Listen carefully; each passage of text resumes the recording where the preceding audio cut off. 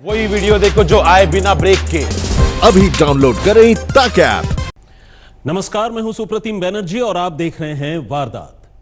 Corona की महामारी के बीच पिछले दिनों अगर कोई सबसे ज्यादा चर्चे में था तो वो थे निजामुद्दीन के मरकज से निकले तबलीगी जमात के लोग, जिन्होंने सोशल डिस्टेंसिंग की तमाम हिदायतों की धज्जियां उड़ा दी। तब जमातियों को देश में कोरोना फैलाने के सबसे बड़े कसूरवार के तौर पर भी देखा गया। मगर अब यही जमाती बदले बदले से नजर आने लगे हैं। जो कल तक डॉक्टरों और साइंसदानों की बातों को हवा में उड़ा रहे थे, अब वही कोरोना से पार पाकर बाकी मरीजों के लिए अपना प्लाज्मा डोनेट कर रहे हैं। मगर फिर सवाल यह है कि आखिर यह हुआ कैसे? आइए देखते हैं। नंबर ऑफ पॉजिटिव केसेस बढ़ गए हैं, जिसमें एक मुख्य कारण है कि तबलीगी जमात के जो मेंबर्स थे वो देश में जब उन्होंने भ्रमण किया तो उसके द्वारा केसेस फैले हैं। ये तबलीगी जमात नहीं, शैतानी जमात, ये दीन का काम नहीं करते हैं। ये दुकान चलाते हैं, दुकान चलवाता है मौलाना साहब। ये मौलाना साहब नहीं है, ये फ्रॉड साहब। इस जमात ने अपने लोगों में कोरोना वायरस को डेवलप कराकर हिंदुस्तान इसलिए भेजा ताकि कोरोना वायरस से हिंदुस्तान में ज्यादा से ज्यादा मौतें कराई जा सके। सभी धर्म और सभी जातियों के लोग जब मिलके एक साथ एक मुट्ठी की तरह काम करेंगे तभी देश आगे बढ़ेगा। हम जो है अपने खून को सबसे पहले तबलीगी जमात के मुखिया मौलाना साद का ये ऑडियो क्लिप सुनिए। ये वो क्लिप है जो मौलाना साद ने निजामुद्दीन के मरकज में जमातियों के सामने तकरीर करते हुए तब कही थी जब शासन प्रशासन लोगों से कोरोना वायरस को फैलने से रोकने के लिए सोशल डिस्टेंसिंग की गुजारिश कर रहा था। अदालत से माफी मांगने का होता है, ये मौका इसका नहीं है कि आज महज डॉक्टरों की बातों में आकर नमाजें छोड़ो जी, मुलाकातें छोड़ो, मिलना जुलना छोड़ो, ये कुछ नहीं। हाँ, बीमार है, बीमार की आयादत 70,000 फरिश्तों को तुम क्यों नहीं यकीन करते? क्यों नहीं यकीन करते? क्या 70,000 फरिश्ते मेरे साथ हैं? फिर भी बीमारी आ गई कि जब अल्लाह ताला ने मेरी लिए बीमारी मुकद्दर कर दी तो मैं किसी डॉक्टर किसी दवा को साथ रखकर कैसे बच सकूंगा? अब ये दूसरा ऑडियो क्लिप सुनिए। ये क्लिप भी उसी मौलाना साद का है जो कल तक जमातियों को डॉक्टरों से दूर रहने की सलाह दे रहा था। पाबंदी के बावजूद जमात में नमाज पढ़ने के लिए उकसा रहा था। और अब इसी ऑडियो क्लिप में वो खुद ही जमातियों से न सिर्फ डॉक्टरों की बात मानने की बल्कि कोरोना संक्रमित मरीजों की जिंदगी बचाने के लिए प्लाज्मा डोनेट करने की अपील कर रहा है। कोरोना के मरीजों के इलाज के लिए प्लाज्मा यानी खून डोनेट करना इसकी ज़रूरत है। लिहाजा ऐसे तमाम हजरात से दरख्वास्त है कि जिनको भी हमारा पैगाम मौसूल हो वो सारी इंसानियत पर तरस और रहम खाकर अल्लाह की रज़ा के लिए इंसानियत के काम आएँ और प्लाज्मा खून डोनेट करने के लिए हुकूमत की मदद करें। सिर्फ 35 दिन और पूरी की पूरी सोच ही बदल गई। इसे आप पुलिस का खौफ कह सकते हैं, कानूनी कार्रवाई का डर, या फिर मौलाना साद के दिल में पैदा हुई इंसानियत। वजह चाहे जो भी हो, लेकिन सच्चाई यही है कि कोरोना और साइंस को लेकर मौलाना साद का नजरिया इन चंद दिनों में पूरी तरह बदल चुका है। और न भी बदला हो तो कम से कम बदला हुआ दिख जरूर रहा है। मौलाना साद की इस दूसरी तकरीर का असर यह है कि जो जमाती कल तक देश में कोरोना संक्रमण फैलाने के सबसे बड़े जिम्मेदार और विलेन के तौर पर देखे जा रहे थे, अब वही जमाती दूसरे कोरोना मरीजों के इलाज के लिए प्लाज्मा डोनेट करने को कतार लगाकर खड़े हैं। आपको याद होगा कि 31 मार्च को खबर आई थी कि दिल्ली के निजामुद्दीन इलाके में बने तबलीगी जमात के मुख्यालय में हजारों लोग मौजूद हैं। इस खबर ने पूरे देश को हिला दिया। हर तरफ बस तबलीगी जमात के लोग और उनके मुखिया मौलाना साद के ही चर्चे थे। मीडिया पर जमात के लोगों के इस गैर जिम्मेदाराना रवैये पर बहस हो रही थी, क्योंकि कोरोना की महामारी के बीच निजामुद्दीन मरकज में जमातियों ने आग में घी डालने का काम किया था। जबकि जमाती अचानक हुए लॉकडाउन की दलील देकर मरकज में फंस जाने की बात कह रहे थे। और जब तक पुलिस प्रशासन ने मरकज को खाली करवाया तब तक हजारों कोरोना संक्रमित जमाती देश के कोने कोने में फैल चुके थे। ऐसा माना गया कि इन जमातियों की वजह से ही पूरे हिंदुस्तान में कोरोना और तेजी से फैला और अचानक देश में कोरोना के मामलों की तादाद बढ़ने लगी। भारत के स्वास्थ्य मंत्रालय की तरफ से जारी किए गए आंकड़ों के मुताबिक अब तक देश के 23 राज्यों के करीब 4,500 से ज्यादा मामले निजामुद्दीन के मरकज से जुड़े हैं या उन जमातियों की वजह से दूसरों में संक्रमण फैला है, जो भारत में कोरोना के कुल मामलों के हिसाब से 25 से 30% होता है, जबकि बाकी के 70 से 75% कोरोना के मामले विदेश से आए लोगों की वजह से देश में फैले। हालांकि दुनिया के मुकाबले भारत में कोरोना से रिकवर होने वालों की तादाद अच्छी है।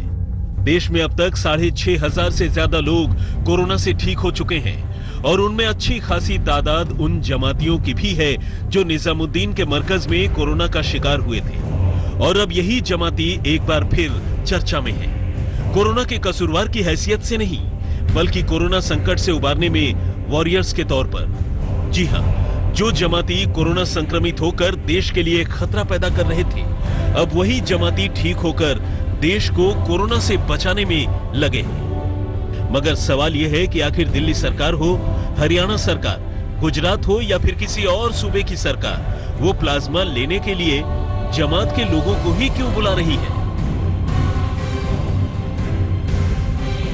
जमाती लोग जो हैं उनमें खास तौर से एक चीज देखी जाती है कि वो यंग हैं और अपनी जो है सेल्फ डिपेंडेंट होते हैं, वो अपना जान माल खुद पे लगाते हैं। तीसरा जो है ये इन्फेक्शन जो हुआ है उसकी वजह से इम्यूनिटी उसमें काफ़ी अच्छी डेवलप हो गई उन लोगों में, तो यही सब कारण है कि डेथ्स नहीं हुई हैं। और चौथा ये है कि अपनी अपनी इम्यूनिटी होती है इसमें, और अगर कोमोर्बिड कंडीशन नहीं है तो डेथ्स तो हुई नहीं है। तो अब हम सब लोग वैश्विक स्तर पर इस बात पर आ रहे हैं कि खान पान का वाकई में कुछ न कुछ इम्यूनिटी पे जो है असर पड़ता है।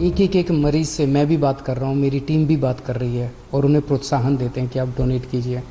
मुझे बहुत खुशी है कि सब लोग आगे आके दूसरों की जान बचाना चाहते हैं। मान लीजिए कोई पेशेंट मुसलमान है, बहुत सीरियस है, हो सकता है किसी हिंदू का प्लाज्मा, हिंदू के शरीर का प्लाज्मा उसकी जान बचाए। भगवान ने जब धरती बनाई थी तो उसने तो इंसान बनाए थे। पूरी दुनिया के डॉक्टर और वैज्ञानिक इस वायरस को रोकने की कोशिश में लगे हुए हैं, लेकिन इसकी दवा या टीका न होने की वजह से मुश्किलें बढ़ती जा रही हैं। ऐसे में प्लाज्मा थेरेपी ने दुनिया के लिए उम्मीद जगाई है। भारत में भी प्लाज्मा की मदद से कोरोना मरीजों का इलाज किया जा रहा है। क्या है प्लाज्मा थेरेपी और क्यों ये ठीक हो चुके मरीजों के जिस्म में ही मिलती है, ये हम आपको आगे बताएंगे। मगर उससे पहले ये समझना जरूरी है कि क्या कोरोना से ठीक हुआ हर मरीज प्लाज्मा दे सकता है या फिर उनमें से कुछ का ही प्लाज्मा लाइफ सेवर यानी जान बचाने वाला होता है। तो कोरोना वाले पेशेंट जब सफर करते हैं तो उनके अंदर एंटीबॉडीज पैदा हो जाती हैं कोरोना से लड़ने की, और 2 से 3 हफ्ते के बाद वो पेशेंट इस लायक हो जाता है कि वो अपना खून का प्लाज्मा अगर दूसरे को डोनेट करे तो वो इंस्टेंट क्योर का काम करता है। क्योंकि ये जो वायरस होता है इसका जो एस प्रोटीन होता है वो सरफेस पे लंग्स के, किडनी के और दूसरे जो हमारे अंग होते हैं उसमें हार्ट भी शामिल है, उस पर फिक्स होता है, तो उसको ये खत्म कर देता है। देश भर में कोरोना वायरस फैलाने के आरोप झेल रहे तबलीगी जमात के लोग इसलिए अब बड़ी तादाद में अपना प्लाज्मा दान कर रहे हैं। सूत्रों की माने तो ठीक हो चुके 300 से ज्यादा तबलीगी जमात के लोगों ने प्लाज्मा देने के लिए दिल्ली सरकार के कंसेंट फॉर्म पर दस्तखत किए हैं। गुजरात के 40 ठीक हो चुके मरीजों ने और हरियाणा के 129 तबलीगी जमात के लोगों ने कोरोना से देश की इस जंग में भागीदार बनने की इच्छा जताई है। ऐसा माना जा रहा है कि ये लोग मौलाना साद की अपील पर प्लाज्मा देने के लिए तैयार हुए। मौलाना साद जिस पर आरोप है कि उसने मरकज में भीड़ जुटाई और वो भी उस वक्त जब कोरोना वायरस फैला हुआ था। हालांकि ये बात भी सच है कि इनमें से कुछ जमाती ठीक हो गए हैं और कुछ अभी भी लड़ रहे हैं। जमातियों की मौत तो होने का कोई ऐसा वो था नहीं, क्योंकि सबको सेकेंडरी इन्फेक्शन हुआ, प्राइमरली तो जो लोग बाहर से आए उन्हीं को हुआ होगा।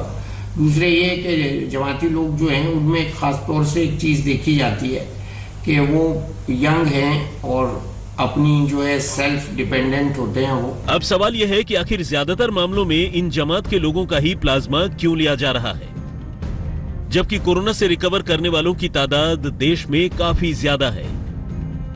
जानकारों का मानना है कि कोरोना से ठीक हुए हर मरीज का प्लाज्मा दूसरे मरीज पर असर कर जाएगा, ऐसा बिल्कुल नहीं है। ऐसा सिर्फ उन्हीं गिने चुने मामलों में होता है जिनके शरीर की कुदरती इम्यूनिटी ने खुद बिना किसी खास दवा के ही वायरस को मात दी हो, और ऐसा असरदार इम्यूनिटी खान पान के अलग तरीके से ही डेवलप होती है। देर आए दुरुस्त आए। दरअसल जिस तरह से शुरुआत में जमातियों पर आरोप लगा कि उन्होंने देश भर में कोरोना का संक्रमण फैलाया, अब वो मुख्य धारा में शामिल हो गए हैं और अब वो लोग प्लाज्मा दे रहे हैं जिससे दूसरे लोगों की जान बचाई जा रही है। ऐसे में ये वाकई काबिले तारीफ है और इसकी प्रशंसा करनी चाहिए। मुनीश देवगन और सुप्रतीम बैनर्जी के साथ चिराग गोठी, दिल्ली, आज तक। क्या कोरोना के जो मरीज ठीक हो चुके हैं उनके शरीर से दूसरे मरीजों को ठीक किया जा सकता है? तो इसका जवाब है हां। दरअसल इलाज के इसी तरीके को प्लाज्मा थेरेपी कहते हैं। इस प्लाज्मा थेरेपी के तहत ठीक हुए इंसान के शरीर में इस वायरस से लड़ने के लिए जो इम्यूनिटी यानी एंटीबॉडीज तैयार हो चुकी होती है, उसे दूसरे मरीज के शरीर में डालकर कोरोना वायरस से लड़ने के लिए उसकी इम्यूनिटी डेवलप की जाती है। कहते हैं यह दुनिया के किसी भी वायरस से लड़ने वाली सबसे तेज वैक्सीन है। इसका सटीक इलाज या टीका अभी बना नहीं है। दुनिया भर में डॉक्टर कोरोना वायरस के मरीजों को बचाने के लिए अलग अलग तरीकों को अपना रहे हैं, और इस बीच कोरोना से लड़ने का जो तरीका बार बार सुनने को आ रहा है वो है प्लाज्मा थेरेपी या कॉन्वेलेंट प्लाज्मा थेरेपी। ऐसा माना जाता है कि सार्स, H1N1 और मर्स जैसे खतरनाक वायरस के इलाज में इस थेरेपी ने कमाल किया था। मगर ये थेरेपी तब तक समझ में नहीं आएगी जब तक हम ये न जान लें कि आखिर ये प्लाज्मा है क्या। हमारे शरीर में जो खून होता है उसमें 3 अलग अलग तरह के तत्व हैं, जिनके मिलने के बाद हमें हमारा खून लाल नजर आता है। खून में 55% जो पीला हिस्सा होता है वो प्लाज्मा कहलाता है। इसके अलावा 1% से भी कम व्हाइट सेल और प्लेटलेट्स होते हैं, और बाकी 45% रेड ब्लड सेल होते हैं। ब्लड के इसी 55% पीले हिस्से से होती है प्लाज्मा थेरेपी। शरीर में किसी वायरस के आ जाने पर प्लाज्मा ही एंटीबॉडीज यानी प्रतिरोधक क्षमता बनाने में मदद करता है। चूंकि कोरोना भी जिस्म में बाहर से आने वाला एक वायरस है, ऐसे में हमारा शरीर इससे लड़ने के लिए खुद ब खुद एंटीबॉडीज बनाता है, जिसमें सबसे अहम रोल इन्हीं प्लाज्मा का होता है। आपका शरीर कितना ज्यादा एंटीबॉडी बनाने में कारगर है, यही बात कोरोना के हराने के लिए जरूरी है। अगर किसी मरीज का जिस्म जरूरत के मुताबिक एंटीबॉडीज बना लेता है तो वो बिना किसी दवा के भी किसी मरीज का शरीर एंटीबॉडीज बनाकर किसी वायरस को मात दे देता है, तो इसके बाद भी लंबे वक्त तक वो एंटीबॉडीज प्लाज्मा के साथ उसके खून में मौजूद रहती हैं। प्लाज्मा थेरेपी में ठीक हुए मरीज के ब्लड से इसी एंटीबॉडीज को निकालकर कोरोना वायरस से पीड़ित मरीज के शरीर में डाली जाती है। शरीर में पहुंचते ही ये एंटीबॉडीज ठीक वैसे ही इस शरीर में भी कोरोना वायरस को बेअसर कर देता है, जैसे उसने ये एंटीबॉडीज देने वाले शख्स के शरीर में किया था। हालांकि अभी तक इस थेरेपी का कोई प्रमाण नहीं है कि ये कोरोना वायरस का इलाज है, लेकिन कई रिपोर्ट्स में प्लाज्मा थेरेपी से कोरोना वायरस के मरीजों के ठीक होने की बात। जानकारों के मुताबिक एक इंसानी खून के प्लाज्मा की मदद से कम 2 लोगों का इलाज किया जा सकता है, और ठीक होने के बाद ये 2 लोग भी अपना प्लाज्मा डोनेट कर सकते हैं। मगर प्लाज्मा कोरोना से ठीक होने के 2 हफ्ते बाद ही दिया जा सकता है। अमेरिका के फूड एंड ड्रग एडमिनिस्ट्रेशन के मुताबिक जब तक इबोला की वैक्सीन नहीं बनी थी, तब तक इसी थेरेपी का इस्तेमाल कर मरीजों को ठीक किया गया था। वैज्ञानिकों का दावा है कि इसी तरह कोरोना की वैक्सीन विकसित होने तक इस तकनीक से कोरोना के मरीजों का भी इलाज किया जा सकता है। प्लाज्मा ट्रांसफ्यूजन का इस्तेमाल लंबे समय से हो रहा है। वैज्ञानिकों ने 1918 में स्पेनिश फ्लू के दौरान भी इसका इस्तेमाल किया था। मुनीश देवगन और सुप्रतीम बैनर्जी के साथ चिराग गोठी, दिल्ली, आज तक। प्लाज्मा थेरेपी के बाद अब बात उस पद्धति की जिसमें कोरोना से लड़ने के लिए न लॉकडाउन करना पड़ेगा और न ही वैक्सीन का इंतजार करना पड़ेगा। दुनिया भर के कई वैज्ञानिक कोरोना के सामने आने के बाद से ही लगातार इंसानों को कैद से आजाद कर देने की हिमायत कर रहे हैं। उनका कहना है कि हो जाने दो 60 से 70% लोगों को कोरोना, क्योंकि तब यही कुदरत इसका इलाज बताएगी जिसने ये महामारी दी है। यह होगा कैसे, देखिए हमारी इस रिपोर्ट। दुनिया को कोरोना वायरस से बचाने के लिए कई वैज्ञानिक हर्ड इम्यूनिटी अपनाने की सलाह दे रहे हैं ताकि इसे फैलने से रोका जा सके। बड़ी अजीब सी बात है, मगर मेडिकल साइंस की सबसे पुरानी पद्धति के हिसाब से ये सच है। हर्ड इम्यूनिटी यानी सामूहिक प्रतिरोधक क्षमता। इसका मतलब ये है कि भविष्य में लोगों को बचाने के लिए फिलहाल आबादी के एक तय हिस्से को वायरस से संक्रमित होने दिया जाए। इससे उनके जिस्म के अंदर संक्रमण के खिलाफ सामूहिक इम्यूनिटी यानी प्रतिरोधक क्षमता पैदा होगी। इससे शरीर में वायरस के खिलाफ एंटीबॉडीज बनेंगी, जिसे उनके जिस्म से निकालकर वैक्सीन तैयार करने की कोशिश की जा सकती है, क्योंकि इससे फिर दोबारा कभी ये वायरस न तो उन्हें संक्रमित करेगा और न ही दूसरों को। कोरोना की वैक्सीन बनाने का वैज्ञानिकों को यही सबसे तेज तरीका समझ में आ रहा है। मुनीश देवगन और सुप्रतिम बैनर्जी के साथ चिराग गोठी, दिल्ली, आज तक। नमस्कार, मैं हूं अंजना ओम कश्यप। हमें उम्मीद है ये वीडियो आपको पसंद आया होगा। लेटेस्ट खबरों के लिए यूं ही देखते रहिए आज तक, और इस वीडियो के पसंद आने पर लाइक, शेयर एंड सब्सक्राइब करना ना भूलें।